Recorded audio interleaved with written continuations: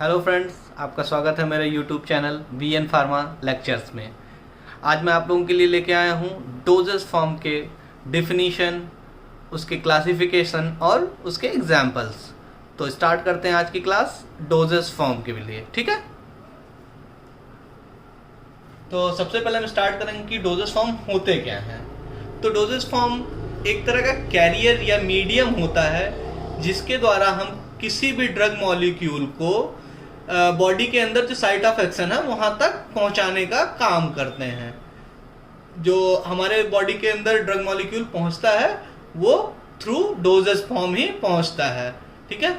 अभी next doses form जो बनता है वो दो चीजों के कॉम्बिनेशन से बनता है। पहला, एक तो ड्रग पार्ट होता है उसका, और दूसरा जो होता है वो नॉन ड्रग पार्ट होता है। जो ड्रग पार्ट होता है उसको हम बोलते हैं एपीआई, और जो नॉन ड्रग पार्ट होता है उसको बोलते हैं हम एक्सिपिएंट्स। तो हम अब आगे बढ़ते हैं कि एपीआई क्या होता है। एपीआई के बारे में जानते हैं कि एपीआई क्या होता है। एपीआई एक तरीका का केमिकल कंपाउंड होता है जो क्या करता है, किसी भी डिजीज की डायग्नोसिस, ट्रीटमेंट और प्रिवेंशन के लिए यूज होता है। अब सेकंड हम आ जाते हैं कि एक्सिपिएंट क्या होते हैं। एक्सिपिएंट मतलब जो एक्सिपिएंट होते हैं वो आपकी किसी भी डोजेस फॉर्म को शेप देने के लिए, ठीक है, और उसकी स्टेबिलिटी इंक्रीज करने के लिए, उसकी पैटेबिलिटी इंक्रीज करने के लिए, और किसी भी डोजेस फॉर्म को देखने में मतलब सुटेबल बनाए, पेशेंट कंपैटिबिलिटी बढ़ाने के लिए जो है, या तो कहें हम उसको दूसरी बात ये कह सकते हैं कि प्रिपरेशन को और अच्छा या एलिगेंट बनाने के लिए जो है वो एक्सिपिएंट रोल प्ले करते हैं। अब हम कुछ एक्सिपिएंट्स की बात करते हैं। कुछ एग्जांपल्स मैंने यहाँ मेंशन कर रखे हैं कि कौन कौन से टाइप के एक्सिपिएंट्स होते हैं। तो सबसे पहले कलरिंग एजेंट की बात करते हैं। कलरिंग एजेंट क्या करता है, हमारे जो डोजेस फॉर्म होते हैं उनको एक पर्टिकुलर कलर प्रोवाइड करने का काम करता है, जिससे वो देखने में और एलिगेंट लगते हैं और पेशेंट कंपैटिबिलिटी उससे बढ़ जाती है। दूसरी हम बात करेंगे स्वीटनिंग एजेंट की। बहुत सारे क्या होते हैं ड्रग मॉलिक्यूल जो है वो बिटर टेस्ट में होते हैं। तो उस केस में क्या होता है कि पेशेंट उसे लेने से उसको प्रॉब्लम होती है क्योंकि उसका टेस्ट बिटर होता है। या फिर आप देखेंगे स्वीटनिंग एजेंट बहुत सारे जो बच्चों के आपके बहुत सारे प्रोडक्ट आते हैं, जैसे कि पीडियाट्रिक्स फॉर्मुलेशन जो होती हैं उसमें जो है स्वीटनिंग एजेंट का यूज ज्यादा किया जाता है, या फिर जो बिटर प्रोडक्ट होते हैं उनमें जो है स्वीटनिंग एजेंट का यूज ज्यादा किया जाता है। नेक्स्ट आ जाते हैं फ्लेवरिंग एजेंट। फ्लेवरिंग एजेंट जो होते हैं वो आपको सबसे ज्यादा पीडियाट्रिक फॉर्मुलेशन में मिलेंगे, या फिर आपको मिलेंगे जो है आपका मल्टीविटामिन्स के फॉर्मुलेशन में। वहां पे आपको बहुत सारे फ्लेवरिंग एजेंट्स मिलेंगे, क्योंकि फ्लेवरिंग एजेंट का काम क्या होता है, किसी भी मतलब जैसे मान लीजिए आप कोई फॉर्मुलेशन बना रहे हैं किसी बच्चे के लिए, और उसमें चॉकलेट फ्लेवर्स का आपने यूज किया, तो वो चॉकलेट फ्लेवर स्पेशली बच्चों के लिए काफी उनको अट्रैक्ट करता है वो फॉर्मुलेशन। तो पेशेंट कंपैटिबिलिटी इससे बढ़ जाती है फ्लेवरिंग एजेंट यूज करने से हमारी। उसके बाद नेक्स्ट हम करते हैं सॉल्बिलाइजिंग एजेंट। सॉल्बिलाइजिंग एजेंट क्या होते हैं? सॉल्बिलाइजिंग एजेंट वो होते हैं जो हमारे किसी भी फॉर्मुलेशन में फेज सेपरेशन को रोकते हैं। इस तरह के एक्सिपिएंट को हम क्या बोलते हैं? सॉल्बिलाइजिंग एजेंट बोलते हैं। नेक्स्ट आ जाते हैं हम एंटीऑक्सीडेंट्स। एंटीऑक्सीडेंट का बहुत बड़ा रोल है हमारे फॉर्मुलेशन में। वो क्या करता है कि जब कोई भी हमारा जो फॉर्मुलेशन है या कोई भी डोजेस फॉर्म है, जब एयर के कांटेक्ट में आता है या ऑक्सीजन के कांटेक्ट में जब आता है, तो उस समय क्या होता है, वो उसके कांटेक्ट में आने के बाद ऑक्सीडाइज हो जाता है। उससे जो है उसको प्रोटेक्ट करने के लिए हम एंटीऑक्सीडेंट्स का यूज करते हैं। नेक्स्ट आ जाते हैं हम प्रिजर्वेटिव पे। प्रिजर्वेटिव का क्या रोल है? उस फॉर्मुलेशन के अंदर कोई भी माइक्रोबियल या अनदर बैक्टीरियल ग्रोथ ना हो, इसके लिए हम क्या करते हैं? प्रिजर्वेटिव यूज करते हैं। डिफरेंट फॉर्मुलेशन में डिफरेंट प्रिजर्वेटिव यूज की जाती है। नेक्स्ट हम आ जाते हैं प्रिजर्वेटिव के बाद लुब्रिकेंट्स पे। लुब्रिकेंट्स का बहुत बड़ा रोल होता है हमारे स्पेशली टैबलेट फॉर्मुलेशन में। टैबलेट फॉर्मुलेशन में क्या होता है, लुब्रिकेंट्स जो है पाउडर की जो है फ्लो प्रॉपर्टी को एक तो बढ़ा देता है, दूसरी आपका जो टैबलेट रहेगा जब उस डाई पंच से निकलने वाला रहता है तो लुब्रिकेंट्स क्या करता है, उसको बहुत ही स्मूथली उसको बाहर निकलने का, इजेक्ट करने का काम करता है डाई पंच से। नेक्स्ट आ जाते हैं हम परफ्यूम्स की बात करते हैं। बहुत सारे जो हमारे फॉर्मुलेशंस होते हैं उसके अंदर में बहुत सारी हम स्मेल्स डालते हैं, उसकी उस कंडीशन में हम परफ्यूम्स का भी यूज़ करते हैं बहुत सारे फॉर्मुलेशंस में। तो ये था ओवरऑल डोजेस फॉर्म में क्या क्या चीज़ें होती हैं एपीआई और एक्सिपिएंट्स के बारे में। अब हम बात करेंगे डोजेस फॉर्म के क्लासिफिकेशन की। डोजेस फॉर्म को क्लासीफाई किया गया है 4 मेजर क्लासेस में। पहला सॉलिड डोजेस फॉर्म, दूसरा लिक्विड डोजेस फॉर्म, तीसरा सेमी सॉलिड डोजेस फॉर्म और चौथा गैसियस डोजेस फॉर्म। तो सबसे पहले हम स्टार्ट करेंगे सॉलिड डोजेस फॉर्म में। सॉलिड डोजेस फॉर्म को फर्दर 2 क्लास में क्लासीफाई किया गया है, that is unit doses form and bulk doses form. अब हम स्टार्ट करेंगे यूनिट डोजेस फॉर्म से। यूनिट डोजेस फॉर्म के अंदर में जो सबसे पहली चीज है वो है टैबलेट्स। तो टैबलेट्स क्या होती है? टैबलेट एक तरीके की यूनिट डोजेस फॉर्म होती है, जो क्या होता है जिसके अंदर एक तो एक्टिव इंग्रेडिएंट होता है और उसके अंदर सुटेबल फार्मास्यूटिकल एक्सिपिएंट का कॉम्बिनेशन होता है टैबलेट। ये कंप्रेस करके बनाया जाता है। टैबलेट बहुत ही अलग अलग साइज में, अलग अलग शेप में, अलग अलग वेट में, अलग अलग हार्डनेस में और डिफरेंट थिकनेस के अंदर में प्रेजेंट होता है। इसमें मैंने कुछ टैबलेट्स की एग्जांपल्स भी दे रखे हैं, आप देख सकते हैं। Enteric coated tablet, oral tablet, lozenges, buccal, sublingual, chewable and effervescent tablet. मैं थोड़ा थोड़ा इनके बारे में आपको डिस्क्राइब भी कर देता हूं। जैसे कि एंट्री कोटेड टैबलेट जो होता है, इसमें एक क्लियरिंग की जाती है, जो कि क्या करता है एंट्री कोटेड टैबलेट, ये स्पेशली आपका स्टमक में ना डिसॉल्व होके ये जाके आपके इंटेस्टाइन में डिसॉल्व होता है। इस टाइप के फॉर्मुलेशन को हम क्या बोलते हैं? Enteric coated tablet. दूसरा जो आपका आ जाएगा ओरल टैबलेट, जो आप नॉर्मल टैबलेट्स देखते होंगे, जो सिंपल कंप्रेस टैबलेट जिसको बोलते हैं, वो जो आपको ओरली लेते हैं उसको बोलते हैं ओरल टैबलेट। सेकेंड आपका हो गया लोजेंजेस। ये स्पेशली आपका जब कोई थ्रोट रिलेटेड इन्फेक्शन या थ्रोट रिलेटेड प्रॉब्लम होती है, उस कंडीशन में लोजेंजेस का हम यूज करते हैं। लोजेंजेस एक तरीके से टॉफी के जैसा फॉर्मुलेशन होता है, समझिए आप। नेक्स्ट आ गया बकल। बकल फॉर्मुलेशन जो होता है वो आपका जो मसूड़ा होता है और आपका ये गाल के अंदर का पोर्शन जो है, मसूड़े और गाल के अंदर के पोर्शन के अंदर ये फॉर्मुलेशन हम रख के इसको ले सकते हैं। नेक्स्ट आ जाएगा सबलिंगुअल। सबलिंगुअल जो कि आप जबान के नीचे रख के लेते हैं उसे बोलते हैं हम sublingual. Next chewable. Chewable tablet जो होता है वो आप चबा के खाते हैं, चबा के खाने वाले टैबलेट को क्या बोलते हैं? च्यूएबल। नेक्स्ट आ जाएगा एफरवेसेंट टैबलेट। एफरवेसेंट टैबलेट आपका वो होता है जैसे कि जब आप उसको वाटर में डालेंगे ना तो उसमें से कार्बन डाइऑक्साइड रिलीज होगा, जिसकी वजह से क्या होगा कि उसमें से बुलबुले निकलते रहते हैं और वो बहुत ही तेजी से रिलीज होता है। आपको इसका एग्जांपल बता दूं मैं, डिस्प्रिन। डिस्प्रिन आप सभी लोगों ने खाया होगा। अगर आप देखोगे उसको ग्लास में डाल के तो क्या होता है, पानी के अंदर अगर जब आप डिस्प्रिन को डालते हो तो क्या होता है कि उसमें से बुलबुले निकलते हैं और बहुत जल्दी वो डिजोल्व हो जाता है। तो उस टाइप के टैबलेट को क्या बोलते हैं? Effervescent tablet. या फिर आप इनो आपने कभी अगर पानी में डाला होगा तो देखते होंगे उसकी बहुत तेजी से बुलबुले निकलते हैं। इस तरह के भी प्रोडक्ट को एफरवेसेंट हम बोलते हैं। नेक्स्ट हम आ जाते हैं कैप्सूल पे। कैप्सूल क्या होता है? कैप्सूल भी एक तरीके का यूनिट डोजेस फॉर्म है, जो कैसे बना रहता है, उसके बाहर की जो लेयर होती है जिलेटिन की सेल होती है, जो एक कैप होता है और बॉडी होता है, वो उसके बीच में क्या होता है, अंदर पाउडर्स या फिर जो आपका ड्रग और एक्सिपिएंट फिल रहता है, जो क्या करते हैं, हमने खाया और जाके वो फिर आपका अंदर स्वेल होके ब्रस्ट हो जाता है, जिसके बाद आपका वो ड्रग इजीली उससे से रिलीज हो जाता है और अपने टारगेट पे पहुंच के एक्शन दिखाता है। ये बेसिकली 2 तरीके का होता है, soft gelatin and hard gelatin capsule.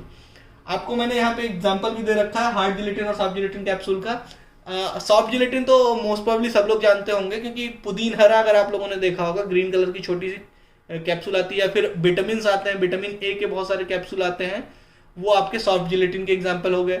Hard gelatin में जो नॉर्मल कैप्सूल्स होते हैं आप देखते होगे, जैसे मान लो बीकासूल मान लो, कोबाडेक्स मान लो, या फिर एम्पॉक्सिन मान लो, ये जो है ये सब हार्ड जिलेटिन कैप्सूल के एग्जाम्पल्स हो गए।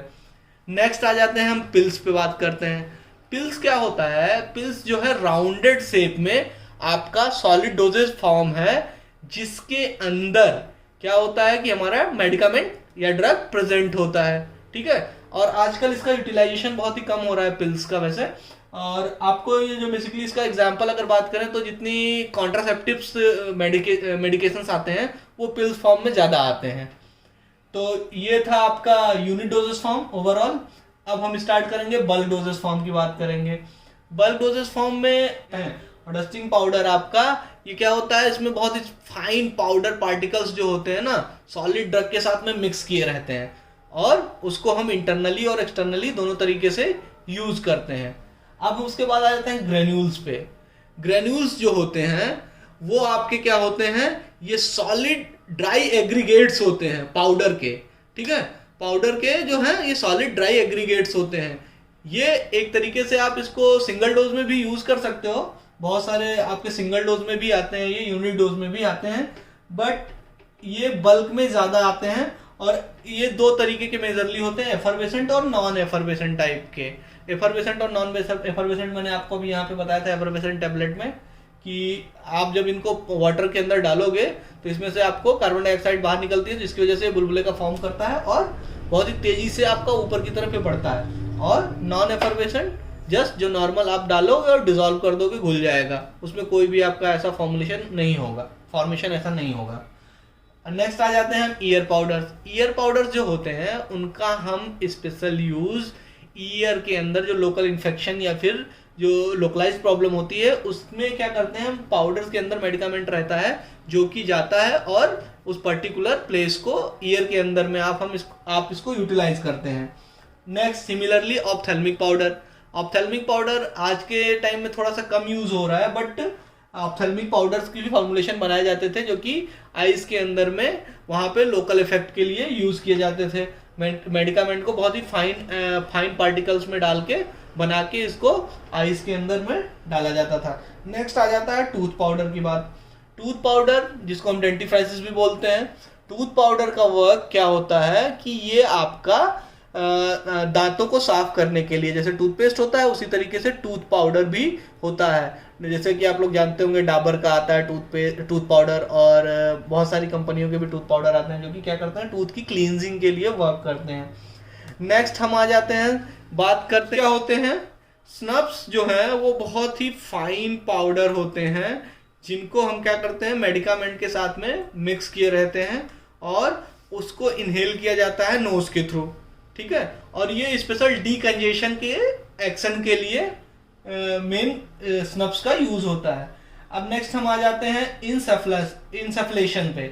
इंसेफ्लेशन में क्या होता है, इंसेफ्लेशन के अंदर एक हमारे पास इंसेफ्लेटर होता है जो कि इंसेफ्लेटर एक तरीके का डिवाइस होता है जो हेल्प करता है हमें बॉडी की कैविटी के अंदर में ड्रग को जो या पाउडर फॉर्म में ड्रग है उसको ब्लो करने के लिए। मतलब उसको अगर आपको किसी भी बॉडी के कैविटी के अंदर में ड्रग को फूंकना है उस कंडीशन में हम इंसेफ्लेटर का यूज करते हैं और इस तरह के फॉर्मुलेशन को बोलते हैं हम इंसेफेलेशन, ठीक है।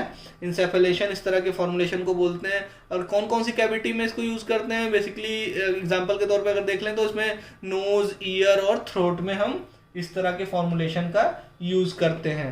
नेक्स्ट हम आ जाते हैं लिक्विड डोजेस फॉर्म पे। लिक्विड डोजेस फॉर्म को फर्दर दो सब क्लास में क्लासिफाई किया गया है, मोनोफेजिक एंड बाइफेजिक।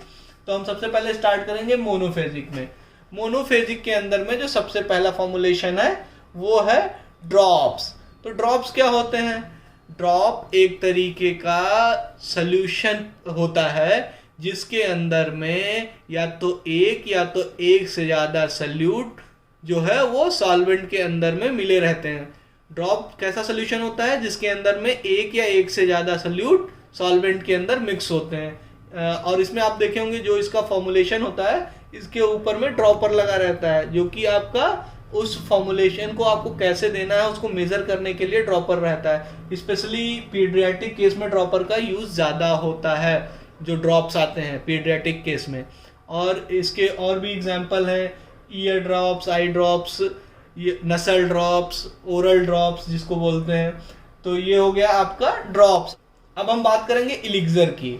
इलिक्जर क्या होता है, एक तरीके का सॉल्यूशन होता है जिसके अंदर में अल्कोहल, वाटर बेस, शुगर और फ्लेवरिंग एजेंट यूज किया जाता है।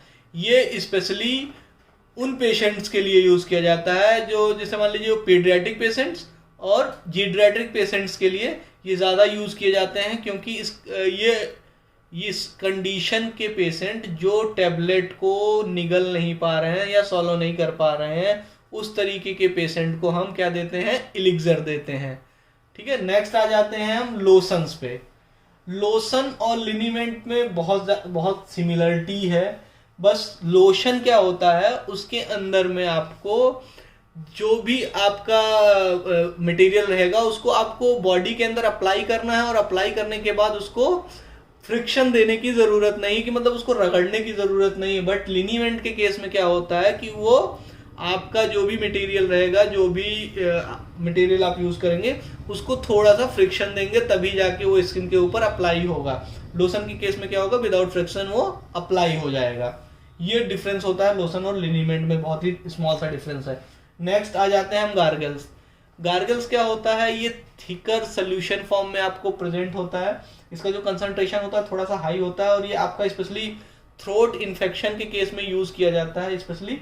और ये आप जब भी लेते हैं तो इसको डाइल्यूट कर लेते हैं वाटर में, उसके बाद भी इस फॉर्मुलेशन को यूटिलाइज किया जाता है। अब हम बात करते हैं सिरप। सिरप क्या होता है, सिरप एक तरीके का नॉन अल्कोहलिक फॉर्मुलेशन होता है, जिसके अंदर जो शुगर की कंसंट्रेशन होती है ना, वो शुगर की कंसंट्रेशन थोड़ी सी ज़्यादा होती है, और वाटर और फ्लेवरिंग एजेंट भी इसके अंदर प्रेजेंट होते हैं।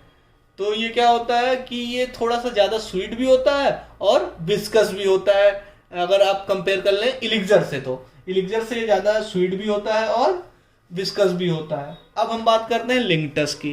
लिंक्टस क्या होता है, लिंक्टस आपका इस तरीके का फॉर्मुलेशन है जो आपका स्पेशली एक तरीके का थिक लिक्विड मेडिसिन होता है, जो आपका ड्राई कफ के लिए यूज होता है सबसे ज्यादा। वो क्या होता है, लिंक्टस। अब हम बात करेंगे बाइफेजिक में। बाइफेजिक में हम बात करेंगे इमल्सन और सस्पेंशन की। तो सबसे पहले हम चलते हैं इमल्सन पे।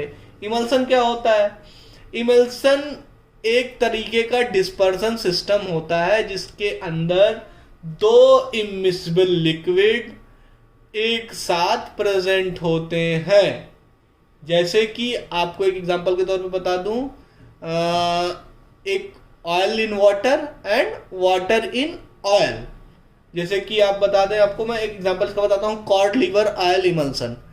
कॉड लीवर के ऑयल का जब उसको हम वाटर के अंदर डिजोल्व करके उसका एक फॉर्मुलेशन बनाते हैं तो उसको बोलते हैं हम cod liver oil emulsion. Next हम आ जाते हैं सस्पेंशन पे। सस्पेंशन क्या होता है, सस्पेंशन भी ये क्या है, डिस्पर्सन सिस्टम है जिसके अंदर में सॉलिड पार्टिकल जो है वो लिक्विड के अंदर में डिस्पर्स रहता है, मतलब वो सस्पेंड हुए फॉर्म में प्रेजेंट रहता है, मतलब उसमें सॉलिड पार्टिकल आपको लटकता हुआ झूलता हुआ दिखेगा। ठीक है, नेक्स्ट आ जाते हैं हम पैरेंट्रल्स की बात करते हैं।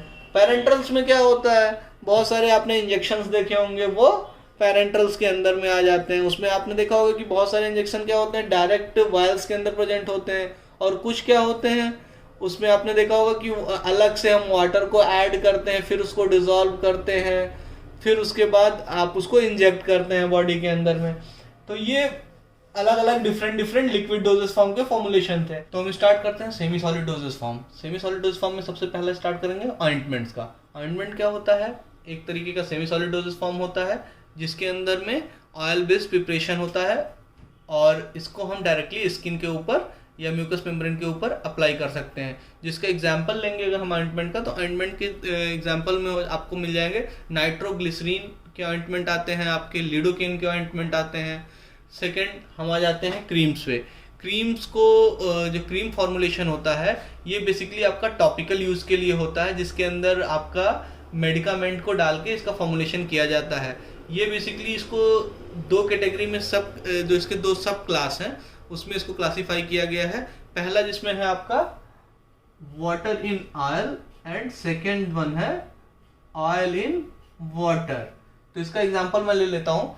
वाटर इन ऑयल का जो एग्जांपल क्रीम का है वो है कोल्ड क्रीम, और ऑयल इन वाटर जो क्रीम है उसका एग्जांपल है वैनिसिंग क्रीम। थर्ड आ जाते हैं हम पेस्ट पे, कि कि पेस्ट क्या होती है। पेस्ट एक तरीके की सेमी सॉलिड प्रिपरेशन होती है जिसके अंदर में क्या होता है कि जो सॉलिड कंटेंट होता है वो आपके ऑइंटमेंट से ज़्यादा प्रेजेंट होता है किसके अंदर, पेस्ट में। नेक्स्ट हम आ जाते हैं, पेस्ट का भी एक एग्जांपल आपको बता देता हूँ। पेस्ट का जो एग्जांपल है जिंक ऑक्साइड पेस्ट, जिसके अंदर में आपको मैंने जैसे बताया कि जो बहुत ज़्यादा अमाउंट में मतलब ऑइंटमेंट से ज़्यादा अमाउंट के अंदर सॉलिड प्रेजेंट होता है किसके अंदर, पेस्ट में।